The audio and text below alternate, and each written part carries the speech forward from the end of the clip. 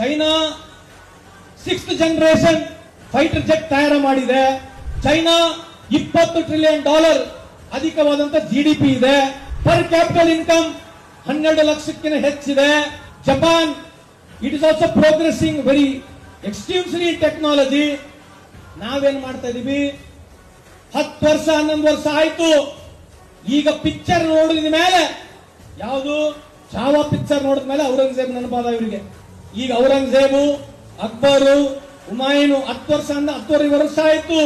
ಜನರು ಏನನ್ನ ಕೇಳಬೇಕಲ್ಲ, ಅದಕ್ಕೇನ್ ಚರ್ಚೆ ತರಬೇಕು ಇವಾಗ ಅಂತಂದ್ರೆ ಔರಂಗಜೇಬು, ಹುಮಾಯೂನು, ಅಫ್ಜಲ್ ಖಾನು, ಇದ್ರ ಮುಖಾಂತರನೇ ಜನಕ್ಕೆ ಚರ್ಚೆಗಿಡಬೇಕು. ಮಾಧ್ಯಮದವರು ಯಾವ ಪ್ರಶ್ನೆ ಅವ್ರಿಗೆ ಕೇಳಬಾರ್ದು.